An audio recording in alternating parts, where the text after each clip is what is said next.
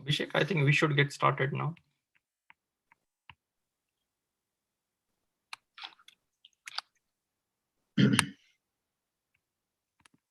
Okay, so we have almost 40 participants, maybe just a few seconds to have the clock running at exactly at 4.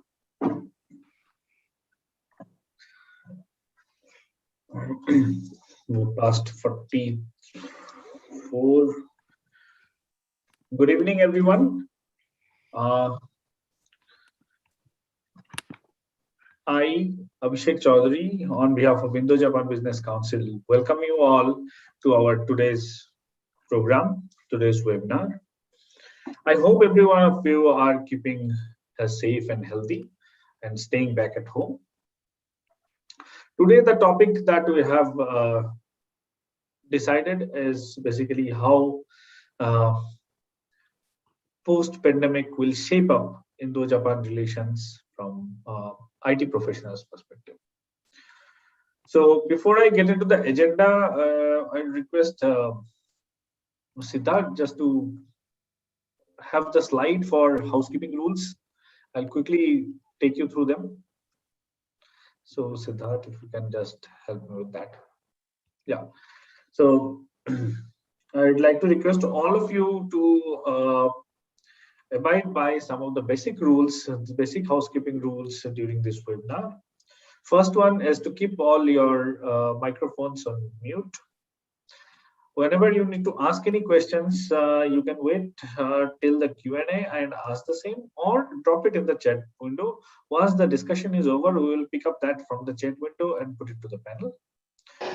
You can ask, while asking questions in Q&A, please prefer asking one question per person, because otherwise we will be running out of time and everybody will not be given a complete justice. And once you are done, please keep in mind to put your microphone again on mute. In any case, you feel that you are dropping out or you are not able to connect to this particular Zoom one, we are having a YouTube live going on, so you can witness this webinar from the YouTube link that is given in this presentation. So with this, let's get started with the agenda. We will first have a quick introduction about IJBC, Indo-Japan Business Council. I'll request our president to do the same, and then it will be followed by introduction to our guests. We have very good distinguished guests today. I'll be introducing them to you in due course of time. Then we will be having the discussion and the presentation from both of our guests, Isugai-san and Sujata-san, which will be followed by question answer and a valedictory session. So with this introduction, let me request Siddharth-san, Siddharth Deshmukh-san. Siddharth Deshmukh-san is current president of Indo-Japan Business Council. He is a dynamic business leader. He has created multiple organizations in the area of software services. He has started even his business in Japan, and currently, and as of now, as we are talking here, he is currently in Japan, and he will be representing IJBC from Japanese soil as of now. So I request Siddharth-san to please introduce everyone with IJBC and its plan and goal for future.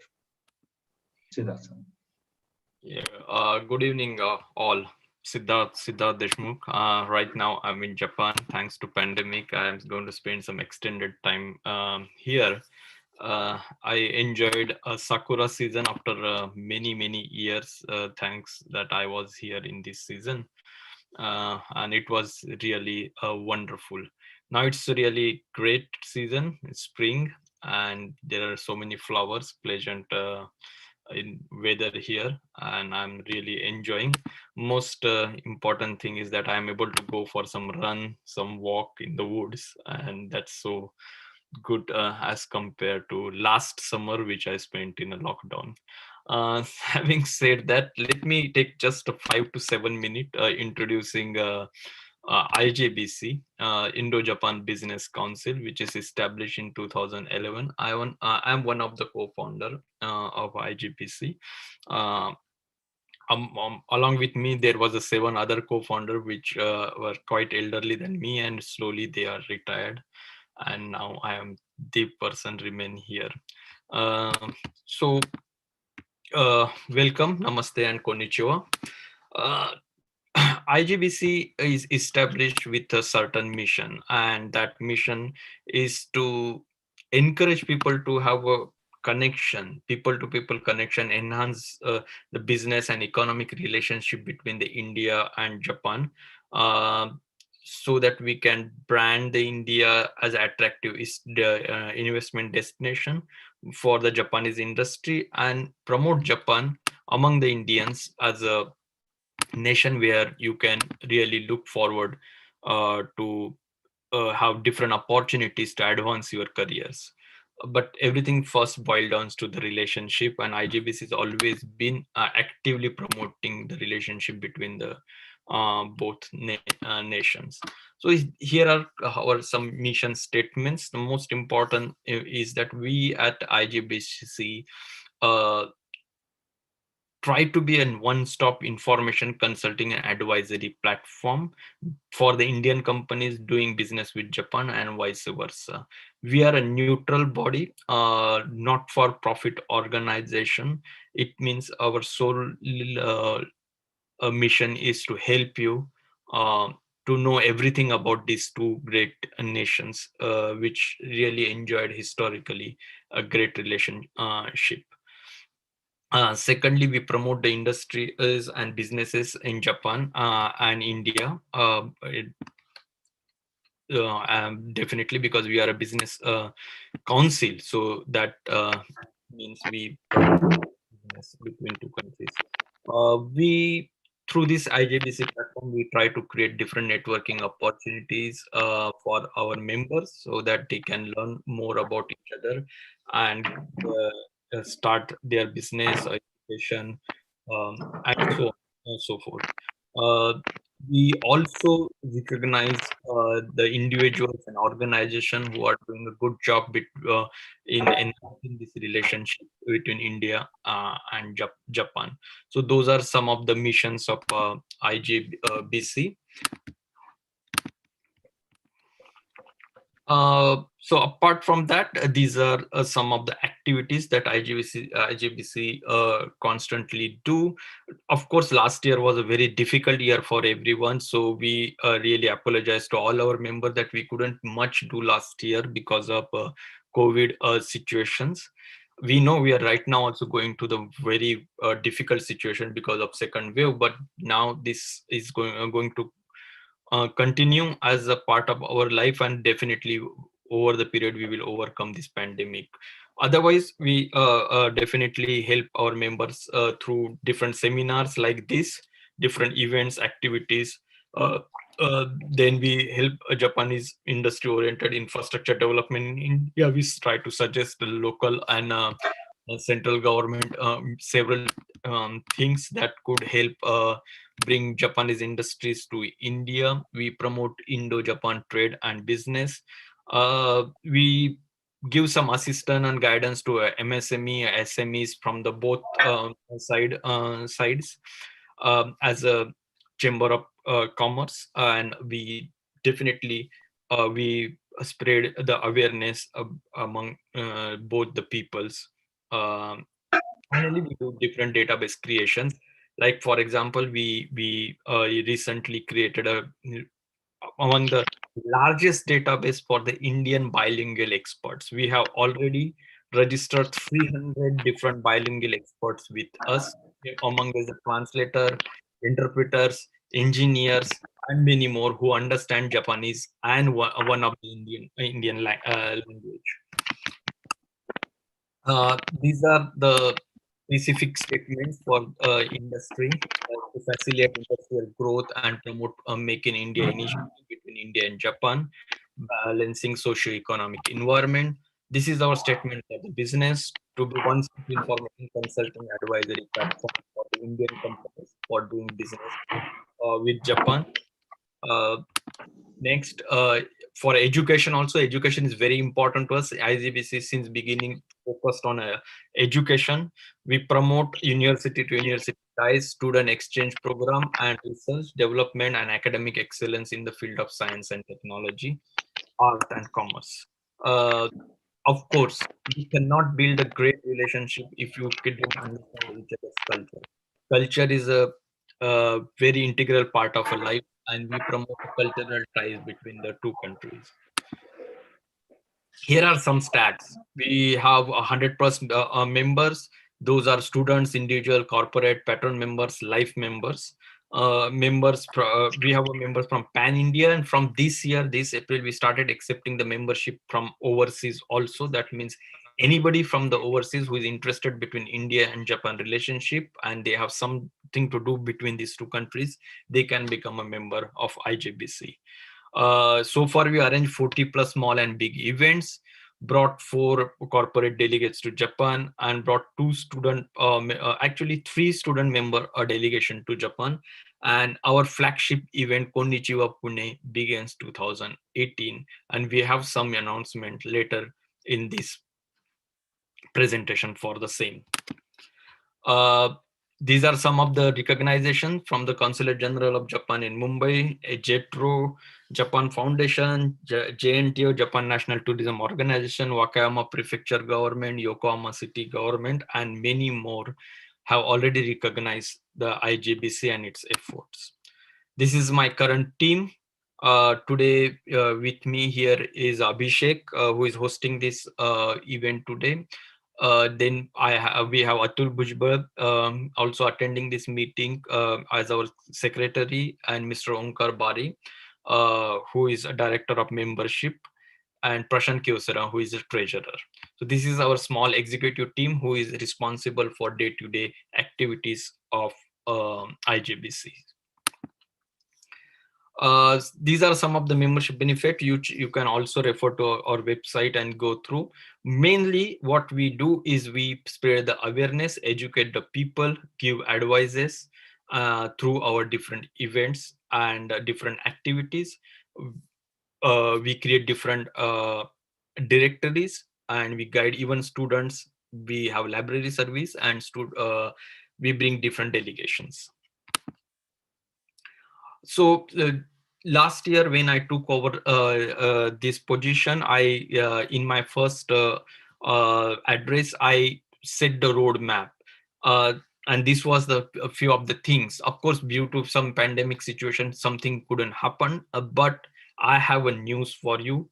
And as I said earlier also, that today IJBC is ready with more than 300 bilingual expert directory, and it's growing every day.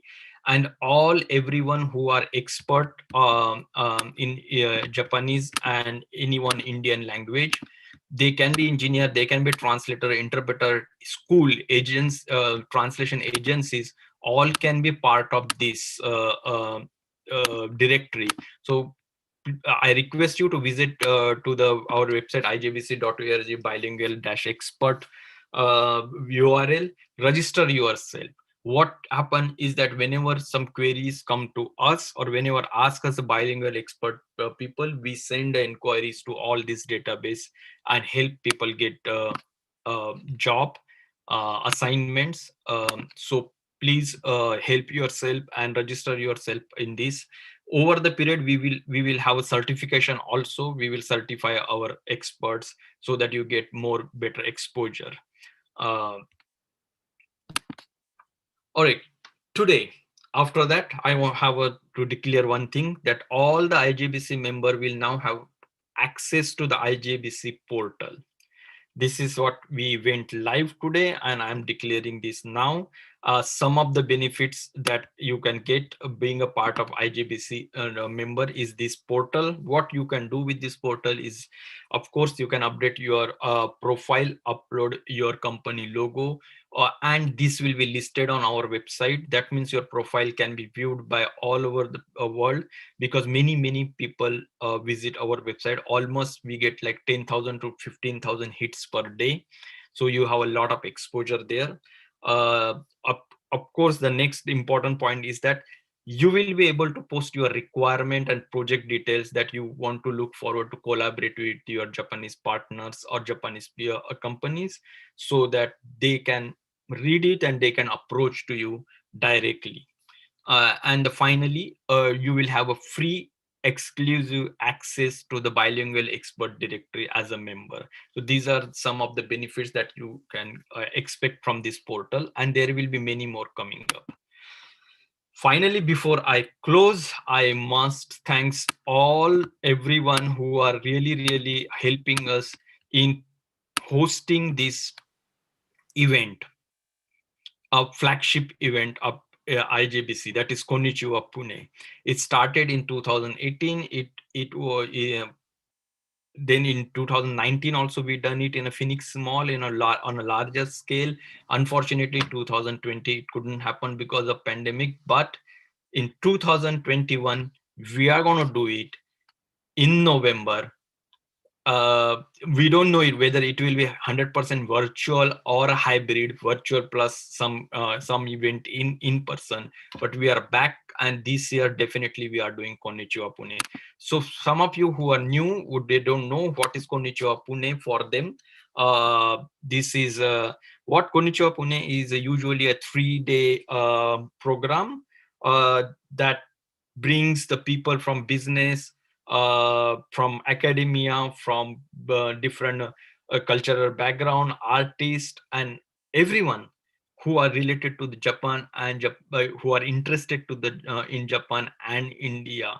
And it's the biggest festival that we celebrate between India and Japan through IGBC flagship event. These are some of the highlights that we have a business educational institute and cultural organization coming together doing the different seminars. Then we have bilingual experts coming together, exchanging their views and trying to find out opportunity for business, participation of artists from India and Japan. We showed several NHK documentaries. We do a lot of other cultural program, B2B and B2C meetings. It's really amazing program. You can look forward this November with a much more larger scale. Who knows, it might be a week long this time, because if it is happening digitally, we can invite many people. And first, most of all, it is free for all. You are all invited. So this is going to happen: business seminar, business fairs, cultural and education, and food stalls. Many things expect to happen in November. These are the supports that they have been supporting since the beginning of this event, like Japan government through the consulate, JETRO, Wakayama Prefecture, Yokohama City, Japan Foundation, All Nippon Airlines, JNTO, Sharp, MCCI, Yakult, and many more. Of course, MIT University and many more companies really supported us. These are some of the names. Actually, there are hundreds of people who really supported us in a different way. That's it. Thank you very much from me. Over to you, Abhishek. Thank you, Siddharth. Thank you very much. Yeah, I mean, in fact, though I am a part of almost a majority of the programs and everything, when you were sharing this, I could really realize that yes, IJBC has come along nicely over all these years. And though last year was not a very good year for us, everyone in the society, this year I think we are geared up to do a lot more. And I request everyone to be attentive now for our actual discussion of the day. For this discussion, we have two very good and distinguished guests with us. One is Sujata Kolekar-san, and the other one is Tomio Isugai-san. I'll first start with introducing Sujata-san, followed by Tomio-san. So Sujata-san is an accomplished bilingual professional. She has done her bachelor's in computer engineering from Pune University, MBA from Melbourne University, Japan Market Expansion Competition from Tokyo, and Cyber from Asian Law School. I request everyone to just put on mute, please.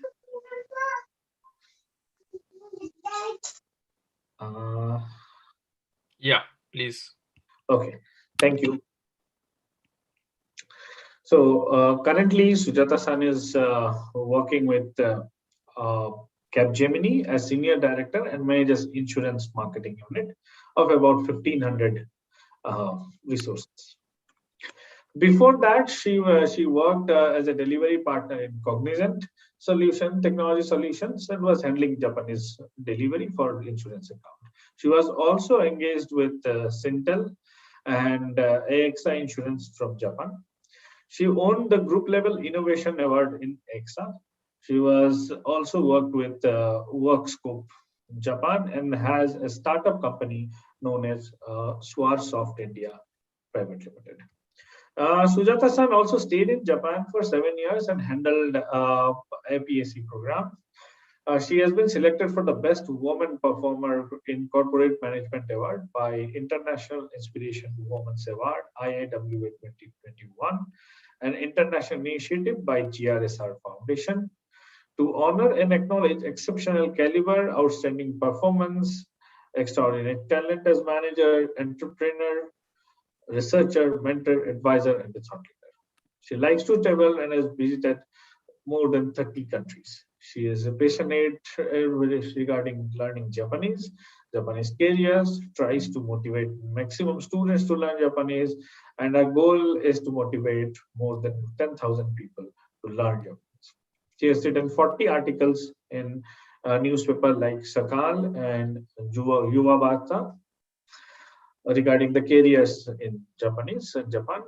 She is working as advisory committee member for colleges like Amrut Vahini College of Engineering and Savitribai Phule Polytechnic College. So Sujata-san, we welcome you on board to this program of IGBC, and I believe that we and all the audience will be immensely benefited by your sharing of your experience with us. Now let me introduce you to Tomio Isogai. Tomio Isogai-san is, how to starting Tomio Isogai-san's introduction is actually little difficult. He has a distinguished career all throughout his life with his 37 years of experience at Sharp Corporation, and retired from Sharp Corporation as a managing director of Sharp India Limited.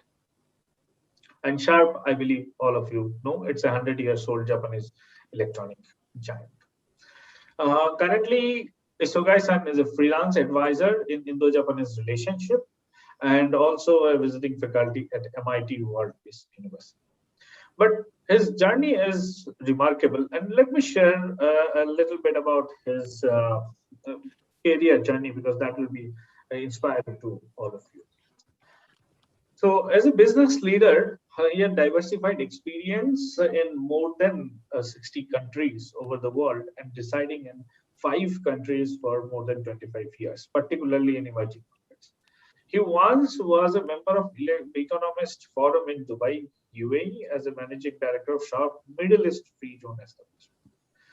So after his retirement from Sharp in September 2016, he returned to his home. And there he joined Ayurveda Society in Japan, Iyengar Yoga Association in Japan, the Kansai Japan India Cultural Society in Kobe, Japan, Japan India Cultural Exchange Network, and the 22nd Century Academy in Japan. So Tomio-san's immense interest in cultural activities, understanding more about Indian culture, Indian yoga, is something really fascinating for me as I know him personally. In early 2017, he came back to India and has started to engage in his new endeavor to become the bridge connecting Indian and Japanese persons, connecting them commercially, connecting them academically, and also connecting with cultural aspects. At present, he serves as advisor for 6 Indian companies and 1 multinational company operating in India, which includes well-known renowned law firm Kochhar & Company. Since 2017, Isogai-san has been visiting all across India and giving lectures on various topics. Some of his distinguished lectures and the topics, if I want to list, are Look East and Act Global, Cross-Cultural Perspectives, Critical Importance of Indo-Japan Bonds, Global Marketing and Cross-Cultural Management, Society 5.0, a new society beyond India 4.0 post-pandemic, and Make in India Challenges and Opportunities. There are many more. It's a big list. If I want to name a few of the educational organizations that he has given, he has given talks over 100 and more than 150 talks to various institutes like IIT Bombay, IIM Calcutta, IIM Indore, even Manipur University, Mizoram University, and all. So he has been an adjunct professor with Ajinkya D.Y. Patil University. He was appointed as adjunct faculty at Maharashtra Institute of Technology, Art Design and Technology, and has been coaching BBA and MBA students there for their next level. He was also a part of National Skill Development Corporation, where he gave his valuable remarks and feedback as a consultant. And since April 1st, 2021, we, Indo-Japan Business Council, is very lucky to have Isogai-san as an advisor to the council. With this brief, I would now like to hand over today's reign to Isogai-san to take.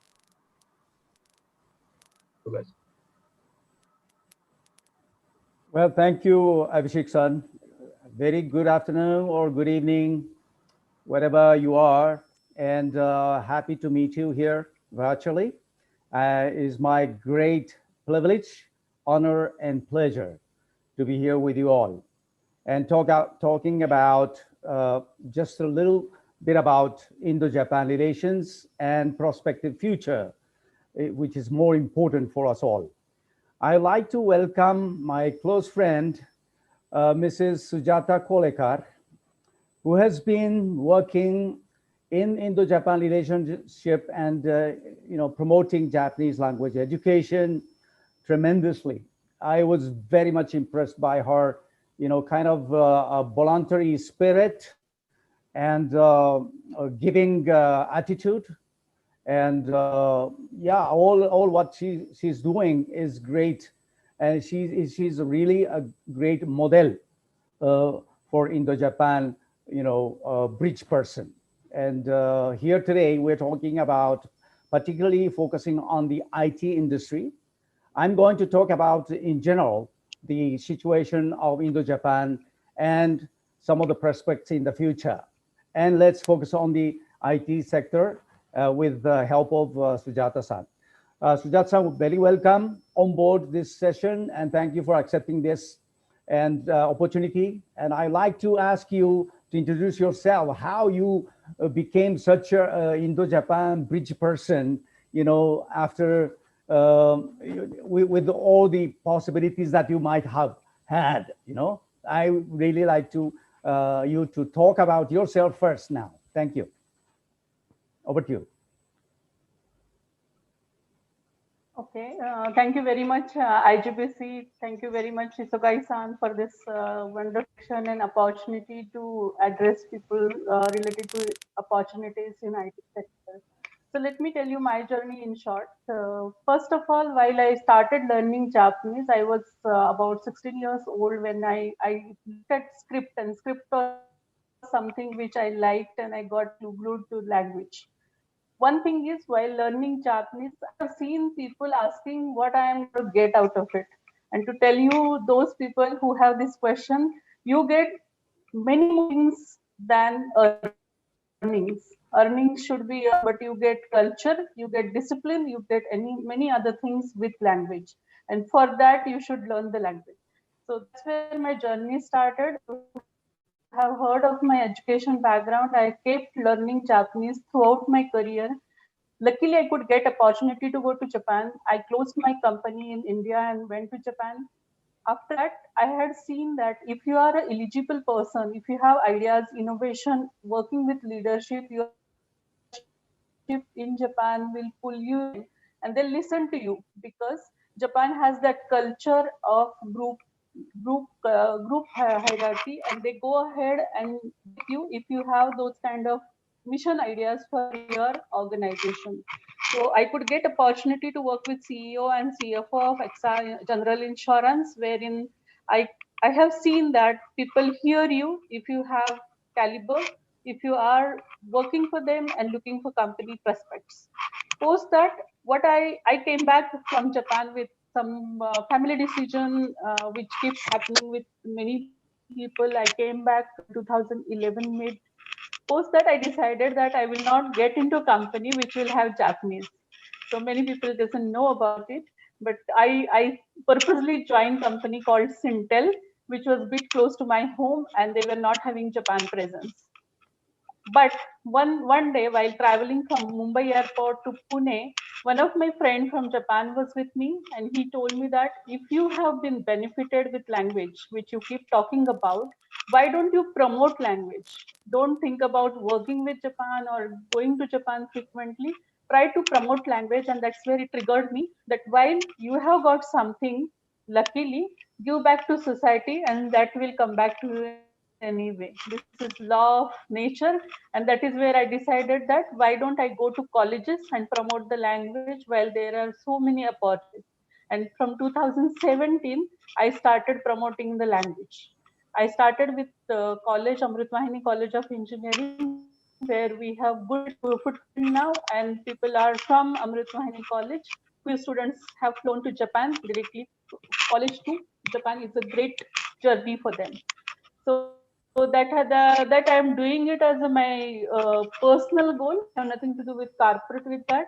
In corporate front, I could get good opportunities because of language. Because as you are gaining experience, you get into niche skills with language. And I could even lead complete Japan geography for insurance for Cognizant, which was a great opportunity to work with country head. And even today with Capgemini, I'm working with country head of Capgemini Japan, and it's really good mixture of experience plus language. That's where I'm standing in front of you from IT world. Thank you, Isagaisan. Well, look at that. Have you heard about her story? It's so amazing and so impressive. And one thing that you would not know, maybe, is how she speaks fluently the Japanese. Let me just try. で、鈴畑さん、ちょっとすいません。今のお話を簡単に1分だけで日本語で話してもらいます。1分だけでいいです。1分だけで難しいけど、日本語の勉強は16歳から始めて、ゴールがプロフェッショナルゴールじゃなくて、パーソナルで、ひらがなとカタカナ漢字を見て始めなんですけど、この後で、日本で2004年に行って、7年ぐらい、向こうに住んで、いろいろ会社で働いて、日本語と IT のバックグラウンドありましたけど、CEO と CFO と一緒に働いたことがあるんです。この後でインドに帰って日本でとか日本語のプロフェッションでいろいろなオポチュニティーがあるんですけど、この中でいろいろないろいろな学校に行って日本語の勉強をしてくださいようにお願いしたいゴールにします。これだけです。今、はい。Hi, thank you. Thank you, Sujata. See, you heard her so fluently speaking Japanese. See, so that indicates that for you all, you can do it. Why not? Right? You can do it if you want and if you have a will. So that she is really a role model that everybody can look up and see what she has done is something that you may be able to do also. Okay, just let me start my presentation. It's going to be a very general information about Indo-Japan relationship, and I'd like to talk about what would be the prospect for the future in Indo-Japan relations. Okay, let me start sharing my screen. Okay, is it visible right now? Shida-san, is it visible? Yes, it is. Okay, so, all right. Okay, so opportunities related bilingual IT workforce in India and Japan is our topic today. So in general, first of all, I like to talk about Beyond Industry 4.0, which you may have heard about. Number two, India-Japan relationship, the strongest partners, which I do believe from my heart. India and Japan can become the strongest partners in the whole world. No other country can be. Number three, careers in Japan for Indian engineers, particularly in the IT sector. Okay, so first, Industry 4.0, you may have heard about it. It was promoted by the Germany, and starting from the first industrial revolution in the 18th century, the second industrial revolution in the 19th century, and third industrial revolution in the 20th century. And now we are at the fourth industrial revolution. Then, have you heard about marketing 4.0 also? There is a terminology, marketing 4.0, which was by the Philip Kotler. The number one, marketing 1.0 was a product-driven marketing. Marketing 2.0 was a customer-centric marketing.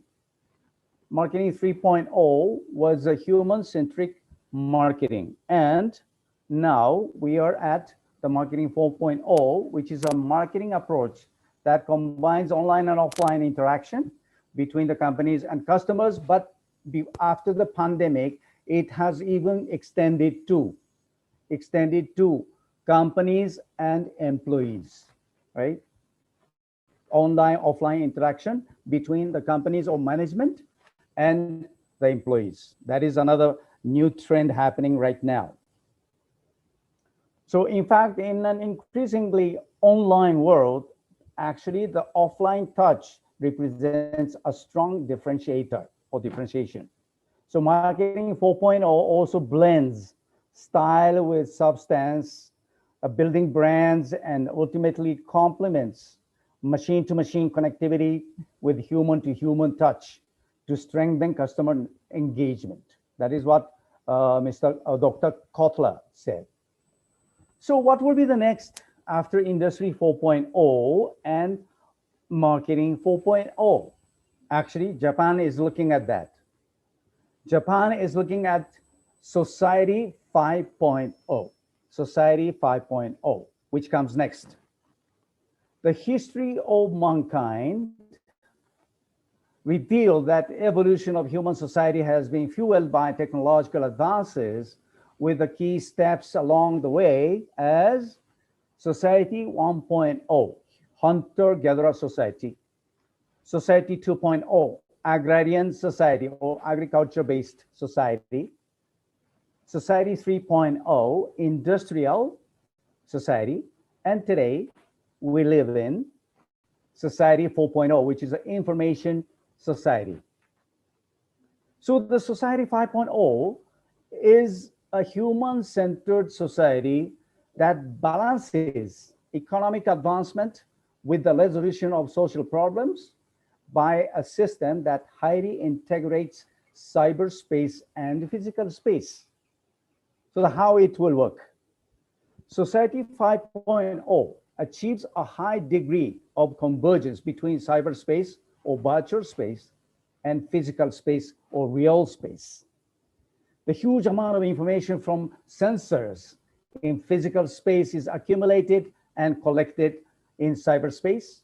In the cyberspace, the big data is analyzed by artificial intelligence, and the big data and the analysis results are fed back to humans in the physical space in various forms. So things and systems are all connected in cyberspace, and optimal results obtained by AI exceeding the capabilities of humans are fed back to physical space.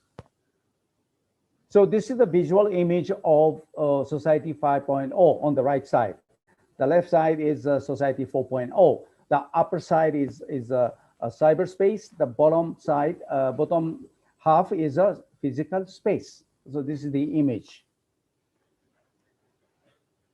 So the Society 5.0, which Japan is looking at right now, would also contribute to meeting the Sustainable Development Goals, SDGs, established by the United Nations. And Japan aims to become the first country in the whole world to achieve a human-centered society in which anyone can enjoy a high quality of life with full of vigor. It intends to accomplish this by incorporating advanced technologies in diverse industries and social activities and fostering innovation to create new value. This is the objective, creating new values. So some of the new values are introduced in the Japanese government website. Those mobility, healthcare, caregiving, manufacturing, agriculture, food, disaster management or prevention, and energy sector. All these sectors, new values are being created in the Society 5.0. That is a kind of concept that Japan has come up. Okay. Now, let me tell you about Indo-Japan Relationship, which has already become a very special strategic and global partnership. It's not just a bilateral relationship anymore. It is more for a global partnership. And Japan-India vision shared by two countries, the both leaders, the prime ministers welcomed the launching of comprehensive Japan-India digital partnership with the vision to develop IoT and AI solutions for societal benefits and explore joint collaboration in emerging technologies by utilizing the Japan-India Startup Hub in Bengaluru, which has been already in operation. This will bring about a convergence between India's flagship programs, such as Digital India, Startup India, and Smart City with Japan's Society 5.0 to promote societal benefits. Now, recently, it was in January, India and Japan signed a Memorandum of Cooperation, MOC, signed by Union Minister for Communications, Electronics and IT, Mr. Ravi Shankar Prasad, and the Japanese Minister for Internal Affairs and Communications, Mr. Takeda Ryota. Agreement reached in the field of information and communication technology, ICT, by both the countries on 5G technologies, telecom security, submarine optical fiber cable system, spectrum management, smart cities, high altitude platform for broadband, disaster management, and public safety. So this was announced in January 15th. And also, the Indo-Japan relationship has brought already 12 Japan industrial townships nationwide. See, those are the industrial townships that Japanese investors are welcome to invest and set up their facilities for manufacturing or services. See, here is one in Maharashtra as well. Super Industrial Park is one of them, promoted by both the countries. There will be one more new industrial township for Japanese is coming over to Assam shortly. And one more thing important for you to know is the Quad, the new allies, the Quad leaders, which means United States of America, Australia, India, and Japan. Those are the Quad, what you call it. The first Quad Summit 2021 was held last March, all right? So Quad leaders called for free and open Indo-Pacific region, India to create billion vaccines, by this year. 2022. The four leaders, the US, Australia, India, and Japan, called for a free, open, and rule-based Indo-Pacific region that is anchored by democratic values and unconstrained by coercion. Prime Minister Narendra Modi called Quad as an important pillar of stability in the Indo-Pacific region. India's formidable vaccine production capacity was also acknowledged today after Quad nations agreed to pool their financial resources, manufacturing capabilities, and logistical strengths to produce COVID-19 vaccine for distribution in the Indo-Pacific region. It was also announced in March at the same time. One more thing I like to mention here, especially on Indo-Japan relationship, is this. The Dr.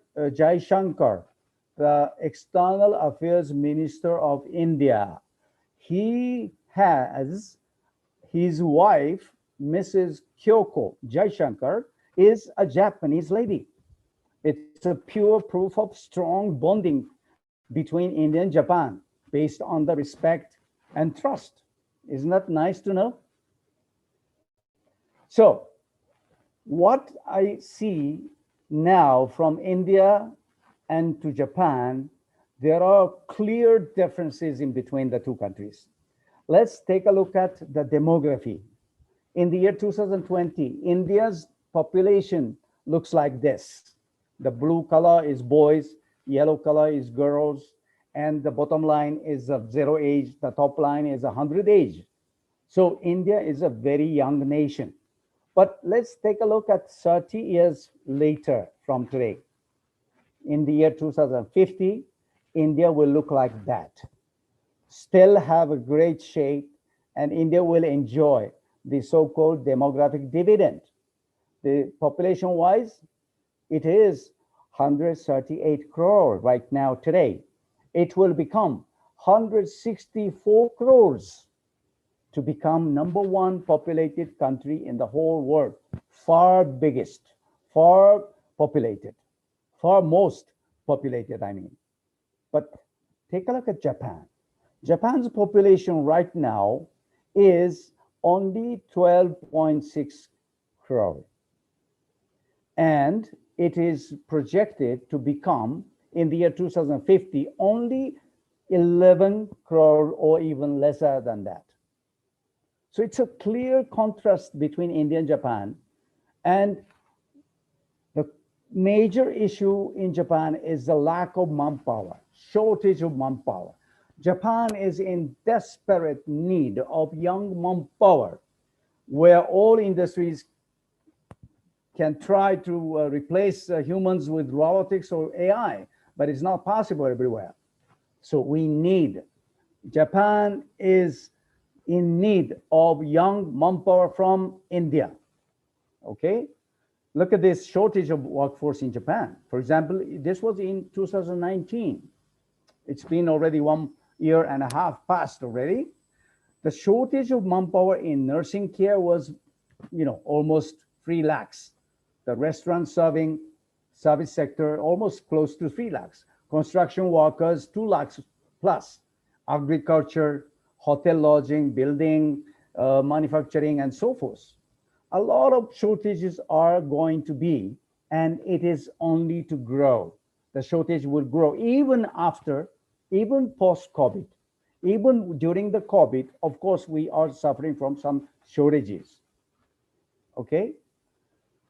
Now, let me tell you some of the high-paying jobs for the foreigners in Japan. As a foreigner in Japan, there are certain highly paid jobs, okay? The top 5 highest paid jobs in Japan for foreigners are like this. #1, English teachers. Isn't that interesting? English teachers are highly paid. #2, IT professional, that we are going to talk about more, focused on, all right? IT professional is the second. No doubt, the use of technology is very necessary in every field of life. That is why IT professionals can find good and high-paying jobs in Japan. Number 3 is business analyst. Number 4 is sales staff, service sector. And number 5 is another interesting point for a freight forwarder for export and import. See, for example, in the IT professionals, IT sector, what is the average annual income for different engineering positions in Japan? Let's take a look at this.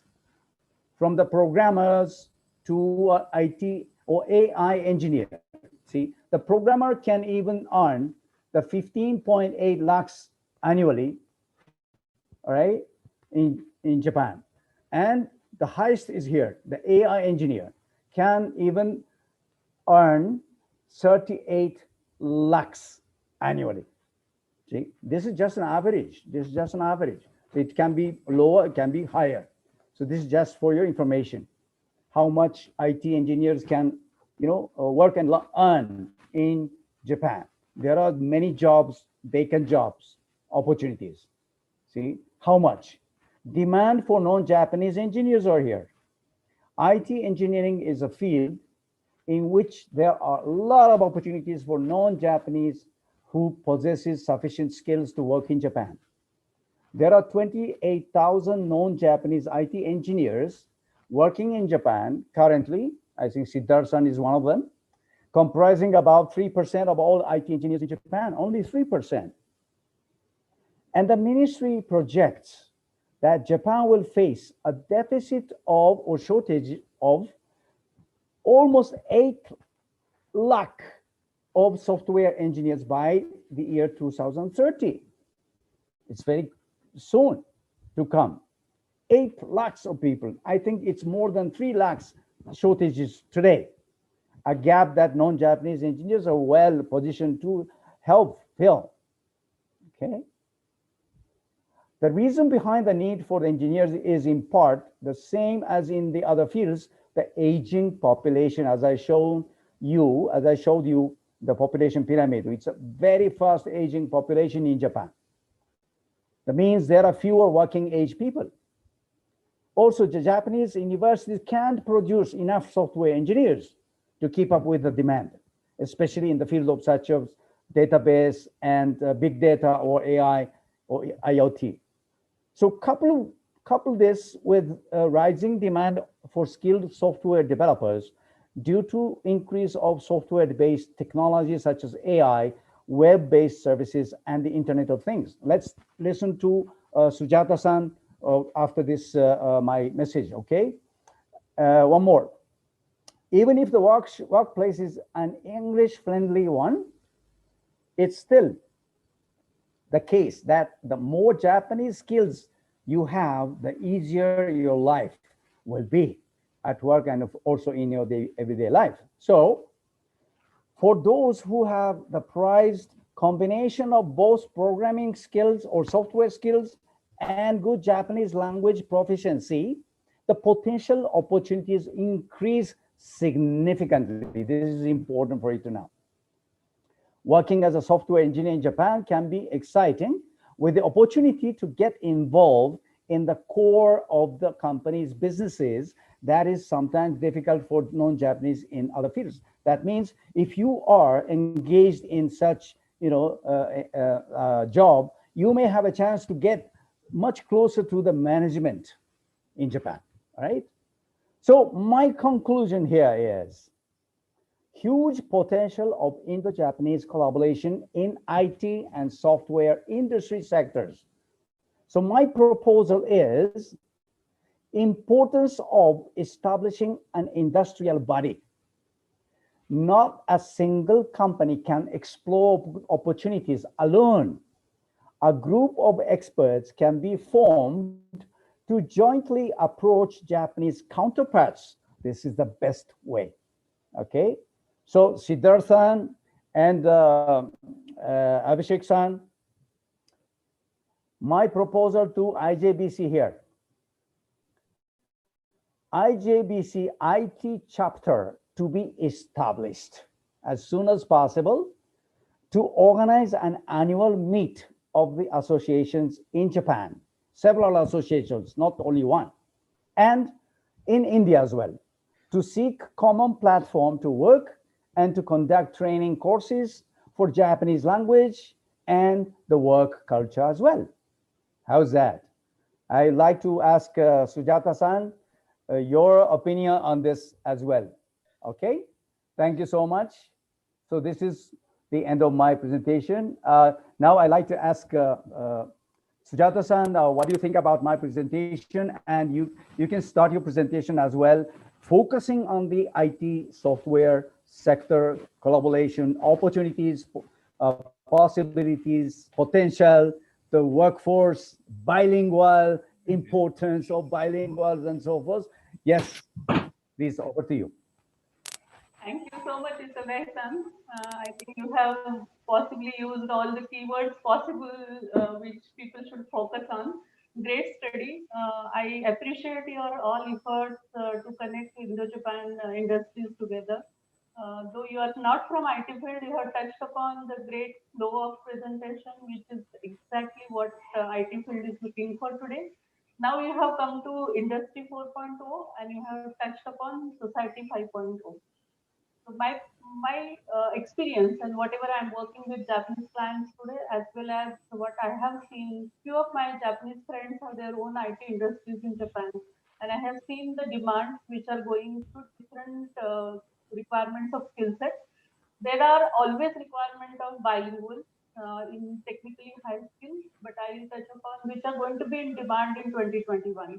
I'll start my presentation. Just Abhishek, confirm me once you start seeing the presentation. Yes, we can see the presentation. I'll just make it full screen. Is that fine now? Yes, it is. Okay.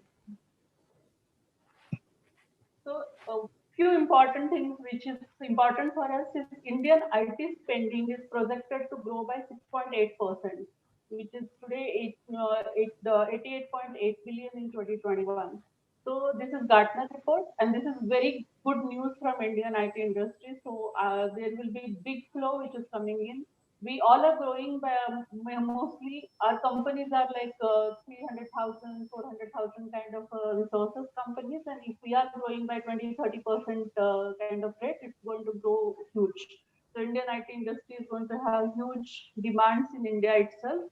And that is coming from all over the world, but even Japan is big competitor, contributor in that flow. According to Gartner Enterprise, software will be the biggest increase. So we are seeing that growth already in Q1.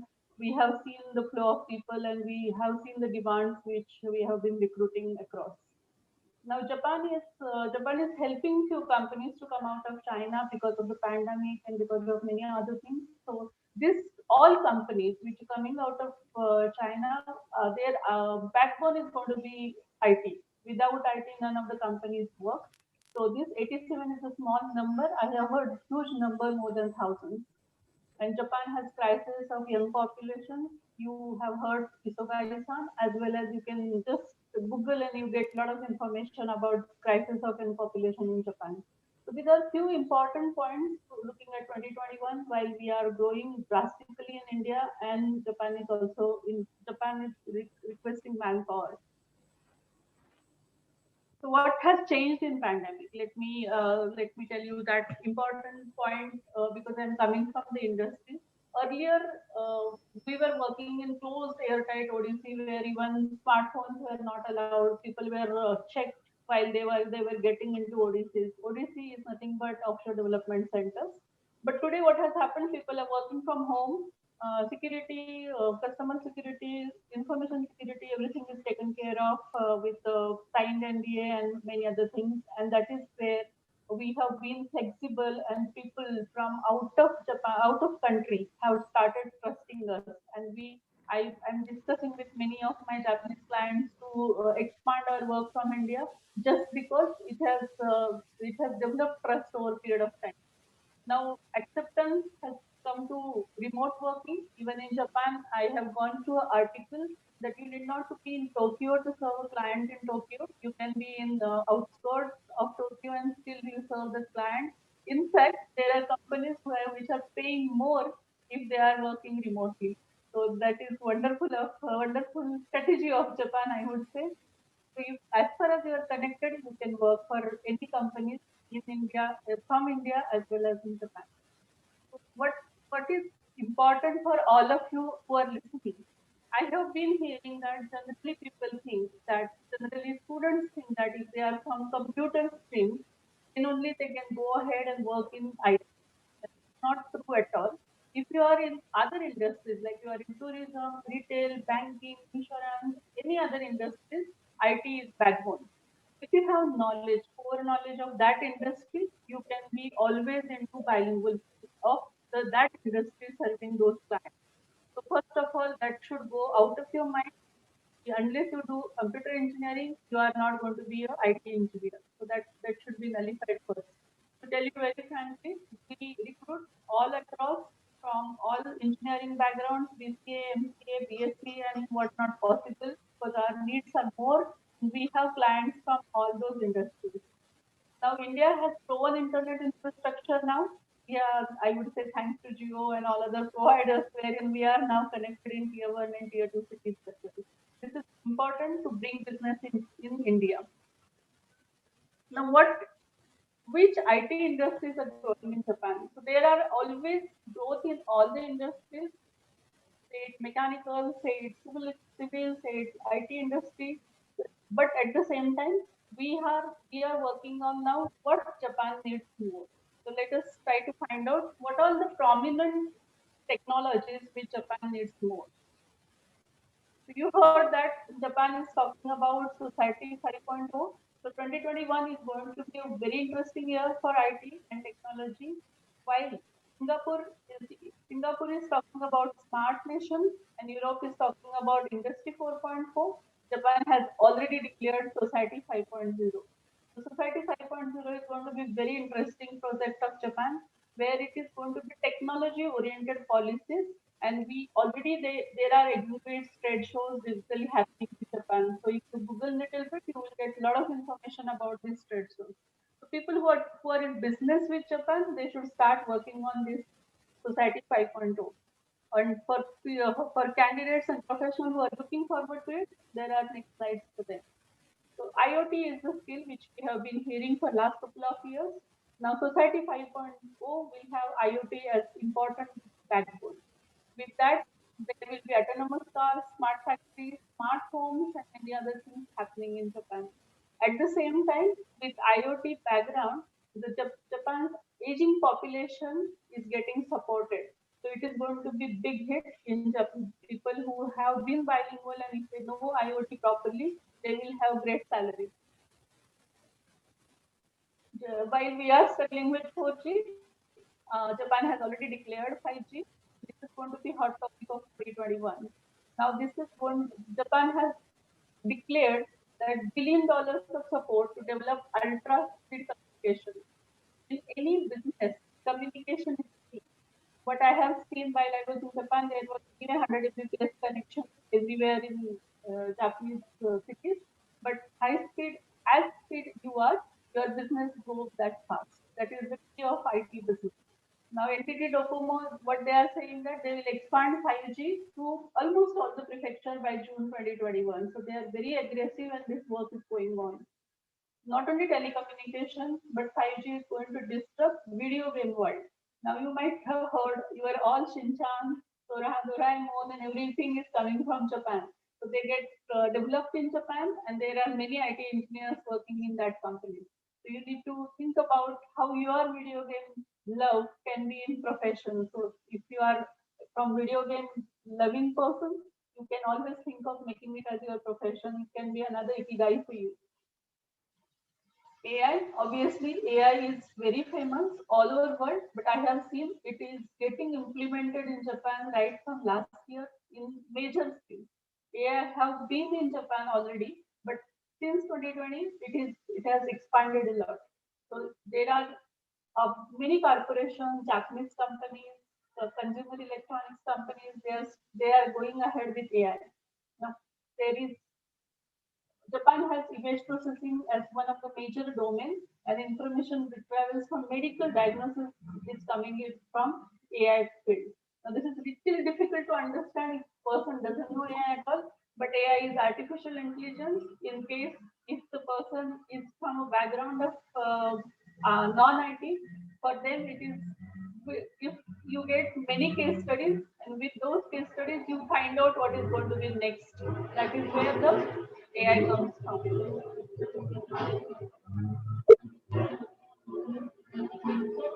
This is very interesting. People from HR field will find it relevant. AI at work is software developed by Oracle, and future is going to be AI at work. Now, almost 29% of few of Japanese companies have got people admitted using AI. So this is going to be key for HR world. If AI works so fast, either feed people will not be required to scrutinize resumes, onboard people. So major of the things which today HR people are doing, AI will do it automatically. So opportunities in Japan in AI field are going to grow and it will be multifold. Now robotics. Let me tell you one story. In my last visit of Japan, I visited Capricciusa, which is Italian restaurant all over Tokyo, and somebody came to us to take an order, and one of my friend who was sitting across wanted to customize it. We do customization a lot, that we don't want some kind of beef or some kind of meat. So we want something like only vegetables, some customization. But while we were talking about customization, the old waiter of that restaurant was known to me because I was frequent visitor of that restaurant. He came to us saying that the person standing in front of you is not real waiter, it is robot. So I was really surprised because I couldn't recognize that person as a robot in first place. So you are seeing robots everywhere. There are robots at hotel counters wherein they do your bookings. They assign you rooms as per whatever bookings you have done, and they give instructions also nowadays. So they are already there, but given that Japan is facing crisis on skills and they are good in robots, you are going to see robots everywhere in Japan.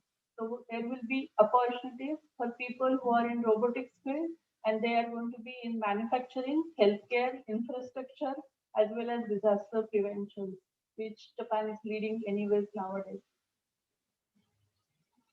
Digital marketing, as all of us know, that people don't want to see paper now. They don't want to touch paper. They don't want to touch any pamphlet or newspaper.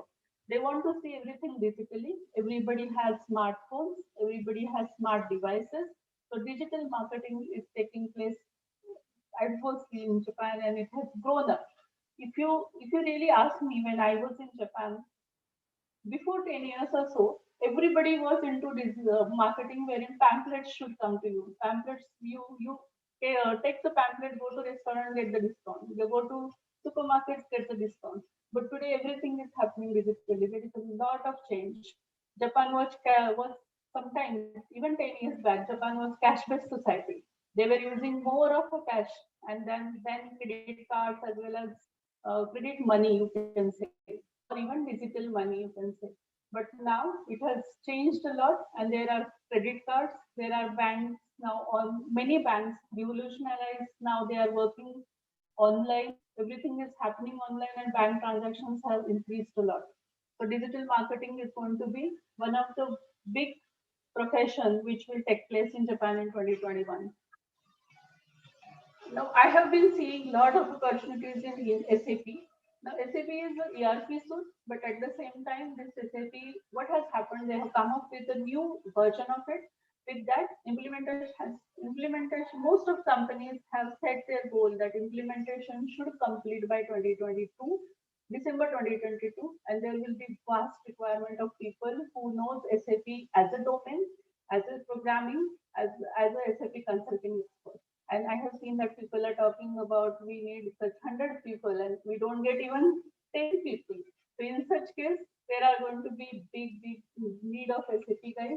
But to tell you very frankly, SAP is not something that you do a course and you do become a professional. That doesn't happen.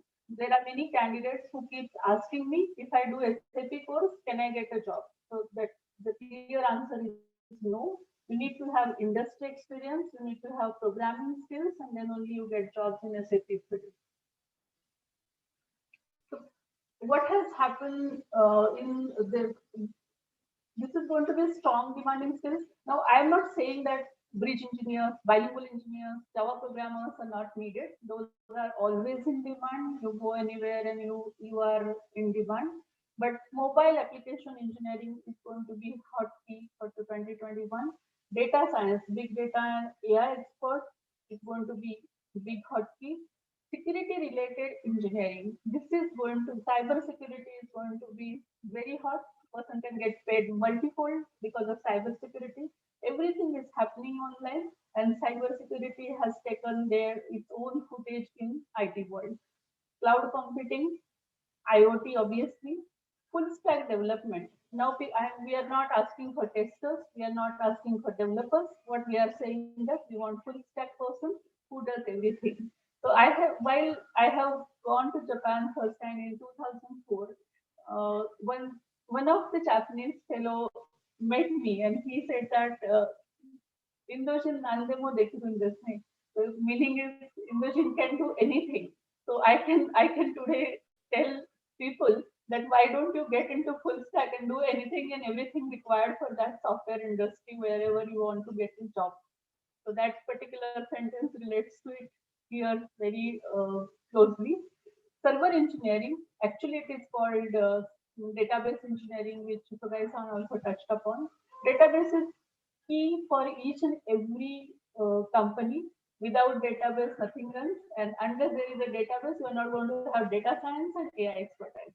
So it is going to be correlated, and this is going to be key.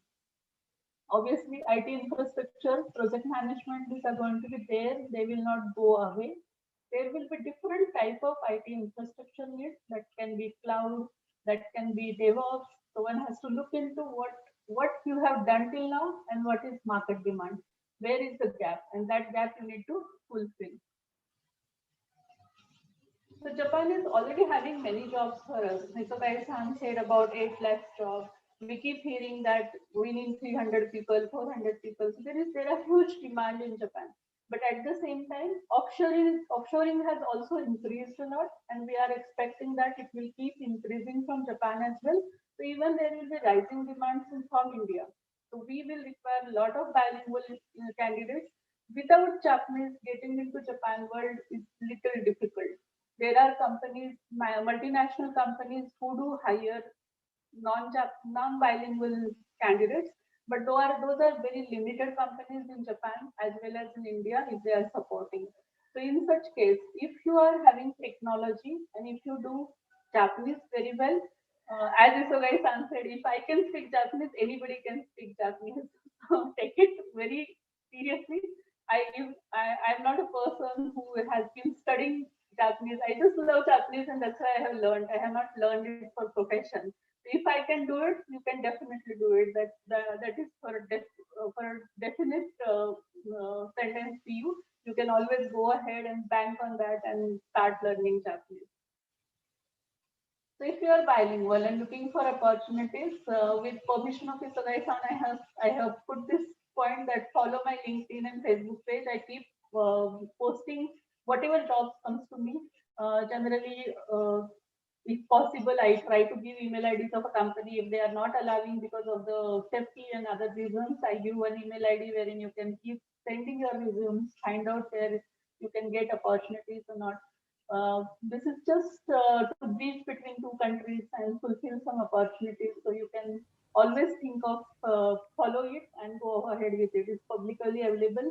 You need not to send me friend request. It is public forum on my Facebook page. Go ahead and check it. With this, I think I should stop here. I spoke a lot. Thank you, Sujata-san. It's very much encouraging to all, really, really. And I think everybody just got recognized that the potential is huge, huge. Because I talked about Society 5.0, the aging population, young people are reducing in Japan. So a lot of shortages in manpower, especially in the IT sector and software engineering. And there will be a lot more opportunities for offshore servicing, not even going to Japan is necessary. Not even the Japanese language is not necessary. If you're not going to Japan, you can just start working with the Japanese companies and give the services or joint collaboration or any joint research program, joint development for anything, because IT is for everyone, everywhere. Every industry cannot survive without IT. And IoT, AI will be, kind of a new technology that nobody can neglect and ignore. So a lot of opportunities are here amongst the Indo-Japan relations in the coming years. So I think everybody got to recognize that kind of importance and opportunity and challenges, of course, there always. To get to know more about Japan, get to know some of the Japanese language might help a lot more. And as I said, Sujata-san has done a great, model case. And because you Indian people are very much talented from the birth, from your birth, you got talented in the languages, not me, not Japanese people. I had a lot of obstacles. I had a lot of hardships to even start learning English. It was not easy, not easy. See, a lot of efforts were required, but I think for you, learning Japanese, particularly in the daily speaking conversation, it will not require a lot of hardships, because Japanese language has only 5 vowels, a, e, I, o, u, nothing more, nothing more. Hindi language or Marathi language will have more than 10 vowels as far as I know. That makes me headache, right? So it's easier for you to learn Japanese language as to the speaking on a daily basis, all right? So it's just a will that you have, and then you can get it done. So now we have spoken too much. I think let's make it open to Q&A, and please, Abhishek-san, to proceed. So, Isogai-san, Sujata-san, thank you very much for sharing all your experience. It's really interesting to see the immense scope that we have for IT professionals, and I believe for setting up IP companies is also something to help Japanese companies, and providing services there could be another huge opportunity.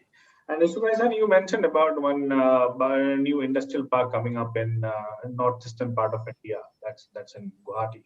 So I think that will also provide immense support to the manpower from that particular region. And there is a natural possibility of collaboration between northeastern part of India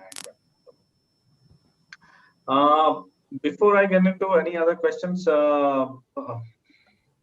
Any questions? Anybody wants to ask something to Isogai-san or Sujata-san?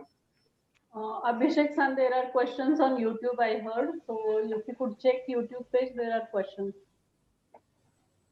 Okay. Take the audience here first, and then I will read some YouTube questions later. Yeah, hello. Yes, please. Yeah, good evening. First of all, thanks for the valuable session, and excuse me for not switching on my video. I have some low bandwidth here. That's absolutely fine. Please. Yeah. I'm Shrikant. I'm taking care of corporate relations for MIT Group Pune, ADT University campus. Indeed a nice session and valuable inputs. I'd like to know what is the process for membership in case we would like to opt for IJBC.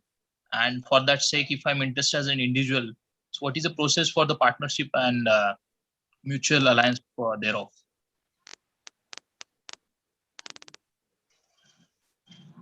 So just to quickly coming on to that, you can definitely look at our website. You will get all the information there, or otherwise drop us an email and we will be able to talk to you offline on that, because we will today give questions to Isogai-san and Sujata-san, and will try to answer other queries. As far as membership and partnering with IJBC is concerned, we can definitely get in touch with us anytime. Sure. Thank you. As far as I know, I think MIT ADT University has already got signed off the memorandum MOU with IJBC, as far as I know. Yes. I'll definitely check that. Isogai-san, Pradeep here. Hello. Hi, please. Yeah. My question is regarding Society 5.0. Can you give me some example? I could understand that it's already in Japan you have started implementing it. So can you give me some example? What is that and how it is implemented? How we are progressing on that? Well, it's going to be a long answer to satisfy your question. I would like to recommend you to go and see the website of Japanese government and Society 5.0. If you can take a look at all those areas of the Society 5.0, how it can be developed in the healthcare sector, manufacturing sector, in the service sector, and the government service sector, and so forth. It's like even in pandemic, everyone can do everything, just like that. So the Wow. system, the IT system will help the whole, societal activities ongoing without any interruption. See, anything can be done online, anything can be connected, everything should be done at home. You don't have to go to see the doctor for the consultation. You don't have to see the government offices to apply something. You don't have to go for shopping. So anything can be done, at home. This is what IT will bring about. And this is what we call a society 5.0. Because Japan is a fast aging population. All the aged people will be much, much more than now. And those aged people are not very much, convenient to go out and see and all the procedures like we do today. So every service can be done virtually, online, and connected, and all the facilities will be available online. That is what Society 5.0 is looking at. It looking like. Yeah, thank you, Isuga-san. Can you please read out the website, or is that information available in English or only in Japanese? No, only in English. Only in English it's available. But I like to ask you to contact IJBC committee members here so that today's presentation of mine will be 100% shared. Will be 100% shared. And in that presentation, there is a mention of the URL that you can connect to. Okay, thank you so much. Thank you so much. Welcome. Thank you for your question. Yeah. Yes, Hey, Isugai-san. Hi, Isogai-san and Hi. Sujata-san. Yeah. May I continue or? Yeah, Deepak this side. Yeah. Isugai-san, I have one question. Yeah. I would like to know that if the candidate know the Japanese language and other IT skills, so how they can get the job in Japan, and what is the gateway to get the job in Japan?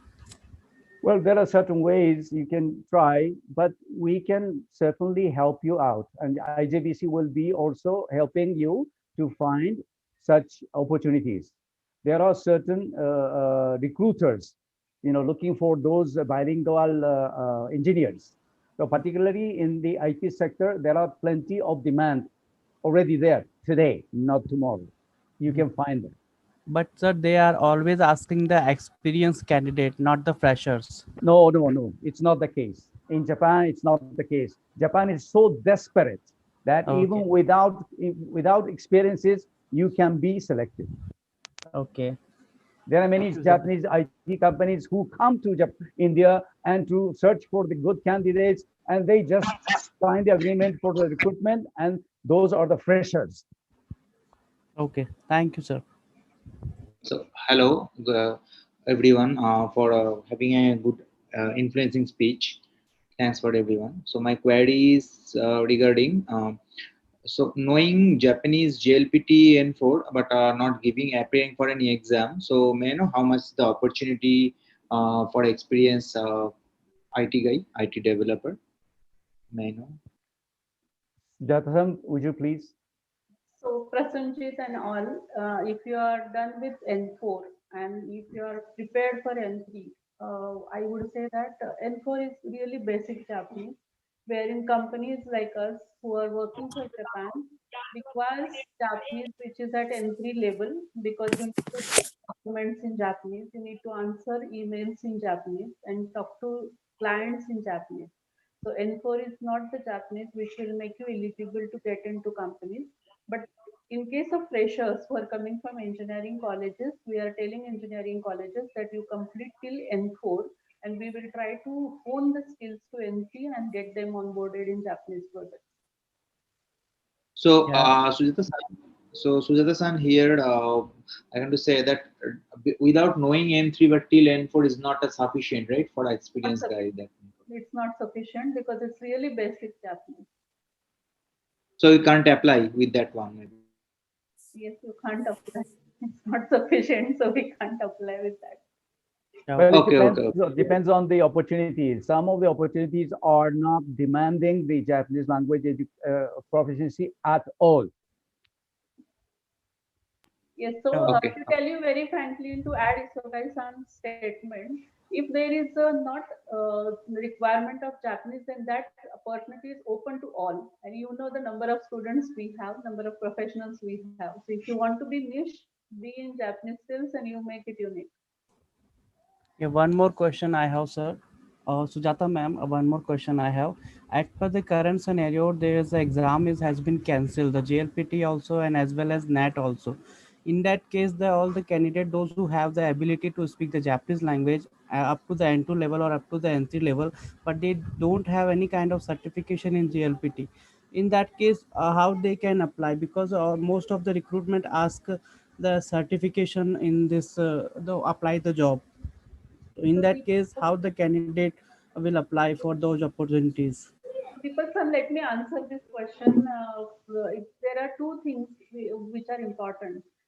What we have seen, there are people with certification N3 or N2 or maybe even N1, but they don't speak, read, write. Yes, sir. Yes. Because the certification is different altogether. They are not allowing you to speak. There is no interview as such. You are just listening or you are just reading and answering. And in few cases, your answers are just guesses and still you are passing. People are passing exams. You need to be fluent in Japanese, wherein your interview happens in Japanese. If the interviewer finds you that you are at the level which is client is okay with, you can be recruited. So there should not be much problem. But ma'am, some candidate will not reach up to the. Here we have a few more questions. So can you take up a follow-up questions with Sujata-san later on, because we need to give opportunity to all. I think there is Himanshika and Charu. Okay. Sorry to disturb you. So you might Good have to evening. start. Yeah. Okay. Good evening. I am Himshika, and I'm currently an university student in Japan. So I'm curious about what about the airlines company in Japan? If I heard that only the Japanese nationals can apply there, and what are the opportunities for Indians who wants to work for Japanese airlines company? Sorry, ma'am, this is not the topic of airline services. This topic is focused on the IT sector only. Sorry. Okay, maybe I can take her question very quickly. I had a very interesting discussion with Anna, representative of India.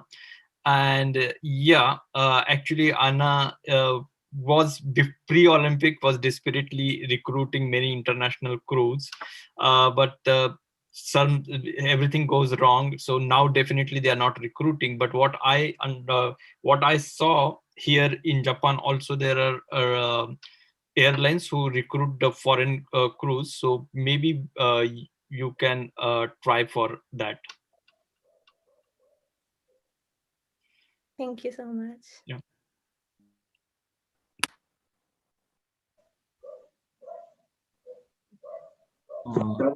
Hello. Yes, please. Yeah. So can I ask you my question? Yes, please go ahead. Yeah. Okay. Thanks for giving me this opportunity. Okay. So I am following ma'am in a LinkedIn, so that through I got to know this information. So I have a 7+ year of 7+ year of experience in IT sector. I am a senior software engineer and working in Pune as a front-end developer, working in React.js and something like that in a front-end technology. So I wanted to know that what opportunity means, how I can get opportunity in on-site, means in Japan. Okay, so if you are in India right now, and if you are a bilingual, you should think about joining a company which has a Japanese clients and working with Japan. As of now, visa processing as well as travel is not happening much between India and Japan. So I do not think that immediately you will get visa and you can be in Japan. So you need to be patient. We don't know when it will start. There are many people who have COE and they are waiting for their visa approvals. There is no direct answer to your question immediately. Okay. No, sorry, I'm not a bilingual. Means I'm just reading your article on Sakal paper. That's very good. Crux of everything, all discussions boils down to one thing, that you need to learn language to be unique. Okay. So start learning. It's good time for you. Anyway, Japan is not opened up for visa right now. Okay. So, I think Vidyanand. Yeah, thank you, Sujata-san, Isogai-san. Actually, I have 2 questions related to IT industry. One is, as we can see, offshoring trend, and we are predicting that there will be a shortage of around 8 lakh or 800K people by 2030. So, do you see the same offshoring trend to continue or grow multifold between India and Japan? And second is regarding the writing skills, as we are in IT and most of the things we type. So how writing skills will evolve in 3 or 4 years down the line? Jayathan, please. Okay. So Vidyanand-san, what happens, first thing is whether offshoring trend will increase in India and Japan. Yes, it will increase, but at the same time, the work itself has increased a lot, because Japan is looking forward for Society 5.0, changing a lot of infrastructure, which is going to change a lot of current infrastructure. So in such case, there will be a lot of work. So offshoring has to happen. We are in fact requesting client to do it more to save the cost. At the same time, your second question about writing skills, one has to read, write, and speak Japanese. Without that, if you say that I can only speak Japanese but can't read, it is not going to be useful to work in Japan, because unless you are in environment, you understand what client wants and you reply client with his language, it's not going to be helpful. So one has to read, write, and speak Japanese. So, Sujata-san, so my question is here, one more question. So, till N3, if I go through, then is it possible to do read or speak, and till that ability, can I able to apply? Yes. Actually, to all of you, you start reading, writing, and listening Japanese right from N5, but N3 level Japanese is good enough to go ahead with business conversations. So N3 is good enough. That is one. One important point for all of you is learn from somebody who can give you end-to-end Japanese knowledge. It should not be something which is just tick mark knowledge, wherein people are not able to speak much after completing courses. So don't do such courses. It's waste of time. So do it properly, then only it's going to be useful. Thanks, but not JLPT certification. Will it be possible to apply, or you should have that must? JLPT, NAT, both certifications are in market. They are kind of a must, because in your resume, unless there is certification, recruiter doesn't understand. In India, recruiters who are sitting in recruitment teams, they are not bilingual, so they don't understand. They just go ahead with searching what is your certification, and that's where you get stuck. If you are very fluent in Japanese and don't have any certification, still you can break a job, but recruiter has to understand that you know Japanese very well. Got it. Thanks. Thank you. Abhishek, should we take some question from YouTube? Can you get, or should I go? If you have, I have a few in front of me. I can just yes, quickly... please go ahead. Let's take some from your YouTube. Yes. So I have one question where it is asked that how should we approach the Japanese companies? So what are your thoughts, Sujata-san? How do you think we should, candidates should approach Japanese companies? Is it coming from YouTube? Who has asked this question? Yes, this question is asked by Mr. Pranav Gadekar. So the complete things, he has lots of questions. So, is it for employment or he wants to do business with Japanese companies? Looks like it is for employment. He said that he's how should fresher in electronics and telecommunication engineering domain should prepare for Japanese MNCs? What field could does, and he should improve his skills, and how to approach the Japanese companies. So there are a few companies in Pune who does walk-in interviews in Pune for freshers who have done Japanese very well. I have attended such a hub interview in Marriott Hotel before a couple of years. So that keeps happening. Your teacher should know all this information who is teaching you Japanese. They should give you all this information where these walk-in interviews are happening and freshers are getting recruited. So that is something which I can't declare right now that this is going to happen, but this keeps happening a lot. Once this pandemic is over, there will be a lot of such events. You should attend those events. And also another question is in COVID and after COVID, most of the Japanese companies allowed IT work to be executed from remote and work from home. In future, how do you see opportunities available directly to work in Japan? Okay, so I would like to tell you my experience about working with Japanese. I have worked with almost 30 countries. Whatever I have traveled more of a work and leisure very few. So I have seen other people are very happy to work remotely. Americans don't want to see you, UKs don't want to see you, Europeans don't want to see you. Japanese would like to see you in front of them. So even though offshoring will increase, people who have skills, niche skills and bilinguals, they are going to be in Japan for any reason. Because I have seen they want to see you in front of them, they want to discuss with you and take your opinion. So there will be offshoring for some part of it, but if you are bilingual, Japan is the only destination for you. Okay, so Siddharth, I think these are the couple of interesting ones, and let me check if I have anyone. So another question is, how can one learn more about disaster management? Though I think this is not a part of today's discussion, but if any one of you have any knowledge on that. Disaster management is another subject that you can learn from Japan. Yes, a lot. Yes, you can pursue such research, or you can apply for higher education in any grade.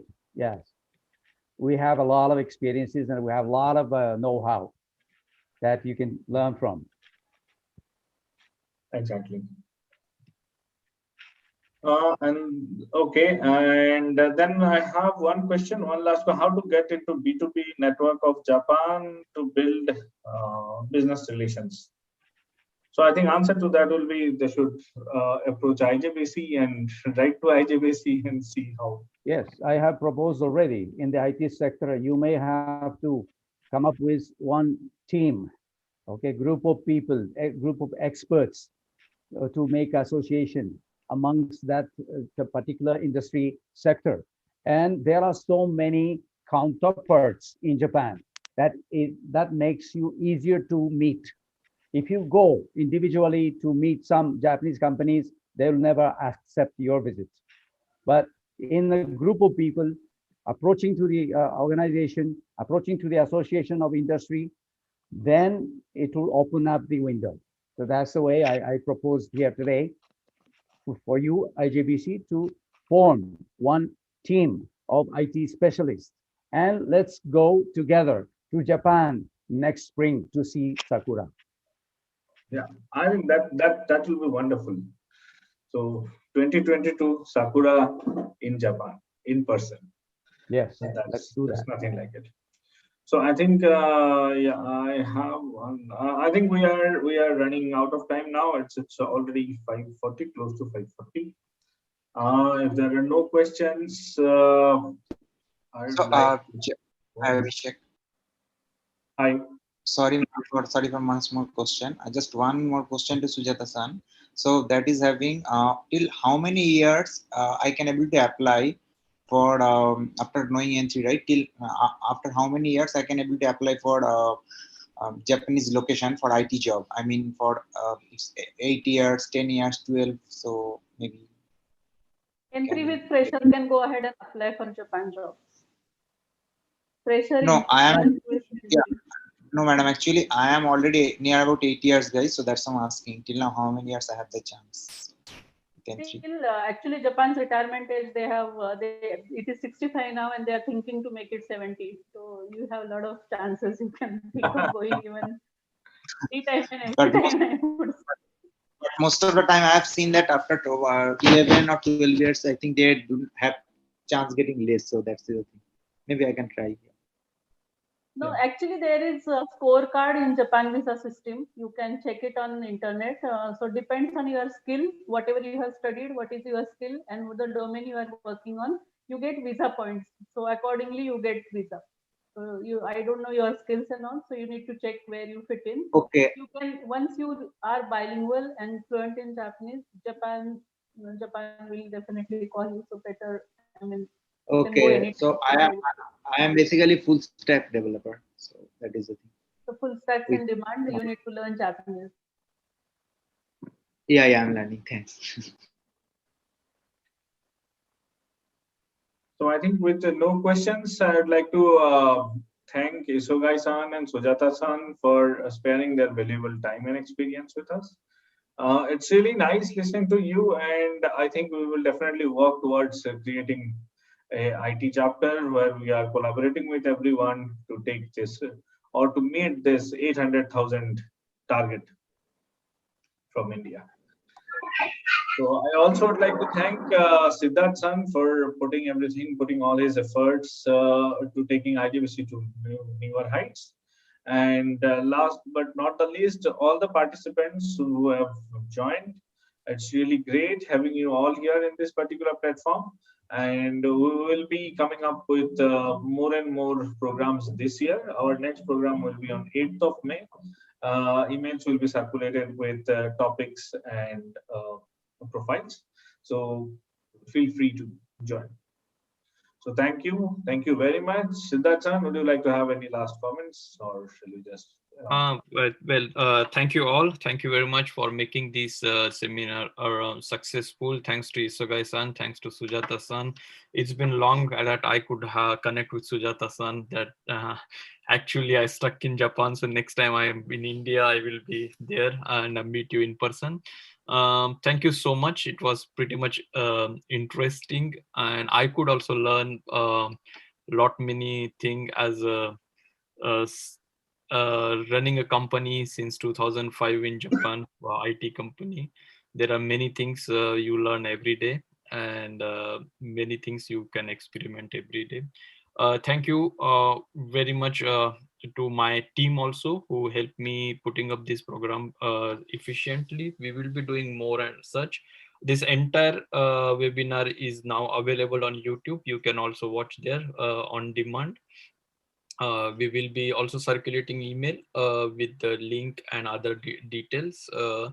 Do visit us at IJBC website and see if we can be of any help to you. Thank you so much. Thank you. Thank you very much.